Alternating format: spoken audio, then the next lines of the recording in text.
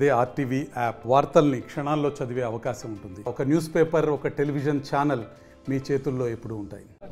Super 6 పథకాలు super hit అంటూ అనంతపురంలో భారీ బహిరంగ సభకు సన్నాహాలు చేస్తున్నటువంటి నేపథ్యంలో ఈరోజు తెలుగుదేశం పార్టీ రాష్ట్ర అధ్యక్షుడు పల్లా శ్రీనివాసరావు గారు ఎమ్మెల్యే ఆధ్వర్యంలో ఇక్కడ పర్యవేక్షిస్తున్నటువంటి నేపథ్యం. మరి రాష్ట్ర అధ్యక్షుడు ఉన్నారు, ఏం చెప్తారు? సరే అండి, మీరు ఏం ఇండికేట్ ఇవ్వబోతున్నారు ఈ సభ ద్వారా?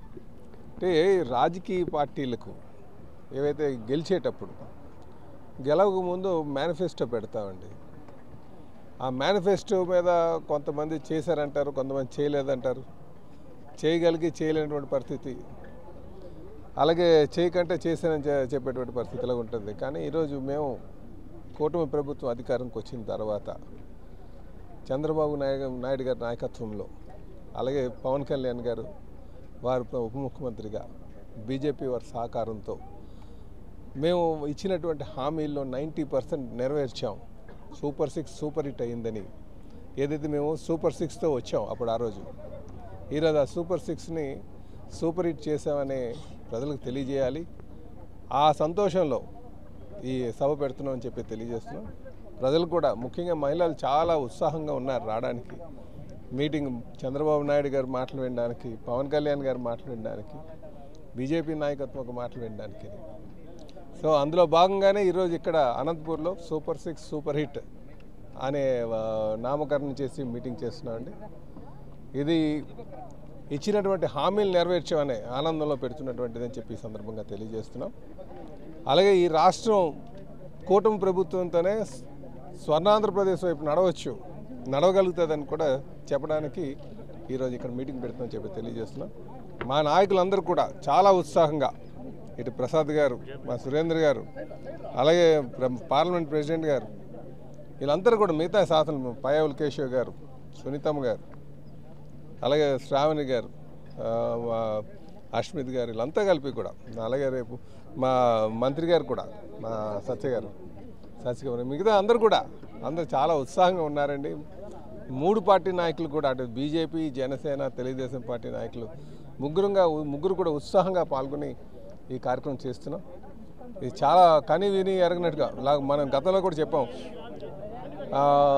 మహానాడులో కని విని ఎరగనట్టు చేస్తామని చేస్తాం. ఈరోజు కూడా అనంతపురంలో కని విని ఎరగనటువంటి మీటింగ్ చేస్తామని చెప్పి తెలియజేస్తాం. సార్, ఒక విషయం సార్, వైసీపీ నాయకులపై ఆరోపిస్తున్నది ముఖ్యంగా ప్రచార ఆర్భాటాలకి తెలుగుదేశం పార్టీ ఎక్కువ చేస్తుంది, ఇచ్చింది తక్కువ కానీ ప్రచార ఆర్భాటాలు అయితే ఎక్కువ చేస్తుంది అనేది. అదే ఏం తక్కువ చెప్పాలి కదండి. ఆర్భాటాలు అనేది జనరల్గా ప్రతిపక్షం అనేసరికి ప్రతిపక్ష హోదా లేకపోయినా సరే మేము ప్రతిపక్షం అంటున్నాం వాళ్ళకి. సో ప్రతిపక్ష నేతలు ఎప్పుడు కూడా, లేకపోతే అపోజిషన్ పార్టీ ఎప్పుడు కూడా ఆరోపణలు చేయడం సహజం. ప్రజలు డిసైడ్ చేస్తారు కదా. రేపు మీటింగ్లు ప్రజలు వస్తారు కదా, ప్రజలు వచ్చిన తర్వాత కదా తెలిసేది మీటింగ్ సక్సెస్ అయిందా లేదా అన్నది, లేకపోతే మేము ఇచ్చినటువంటి హామీలు నెరవేర్చడం లేదని ప్రజలు డిసైడ్ చేస్తారు. ఈరోజు మేము గొప్పగా చెప్తున్నాం, మేము ఏదైతే మాట ఇచ్చాం ఆ మాట నుంచో పెట్టుకున్నాం, సంతోషంగా వస్తున్నాం అని చెప్పేసి ఈరోజు ప్రజలందరూ కూడా, ముఖ్యంగా మహిళా సోదరి మళ్ళీ ఉచిత బస్సు అంటే ఎంత హ్యాపీగా తిరుగుతున్నారండి. వచ్చిన 1 ఇయర్లోనే మేము పెట్టగలిగాం.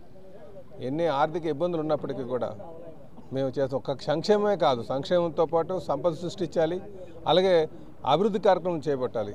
అది ఓన్లీ కూటమి ప్రభుత్వంతోనే, అనుభవం ఉన్నటువంటి నాయకులు చంద్రబాబు నాయుడు గారితో, మా యువ నాయకులు లోకేష్ గారితో, పవన్ కళ్యాణ్ గారితో, బీజేపీ పార్టీ పెద్దన పాత్రలో వాళ్ళ సహకారాలు అందించడంలో కానీ ఈరోజు మేము ఈ రాష్ట్రాన్ని స్వర్ణాంధ్రప్రదేశ్ చేస్తామని చెప్పేసి, అలాగే కేవలం సంక్షేమం కాదు, సంక్షేమంతో పాటు అభివృద్ధి, సంపద సృష్టి కూడా సమపాల్లో తీసుకెళ్తామని చెప్పి తెలియజేస్తున్నాండి. సార్, 9వ తేదీ వైసీపీ ఏదైతే ఉందో రాష్ట్ర ఆందోళనకు పిలుపునిచ్చినటువంటి నేపథ్యం రైతుల తరఫున, దీన్ని ఒక రాష్ట్ర అధ్యక్షుడు మీరు ఎలా వీళ్ళు చేయనియండి. మేము ఎప్పుడు కూడా ప్రజాస్వామ్యవాదులు అండి. మేము ఎప్పుడు కూడా గత 5 సంవత్సరాలు చూడండి వైసీపీ వాళ్ళని, ఎవరైనా ఏదైనా ధర్నాలు చేస్తే అరెస్ట్ చేయడం, నిర్బంధించడం, కేసులు పెట్టడం చేయనియండి, మంచిదే.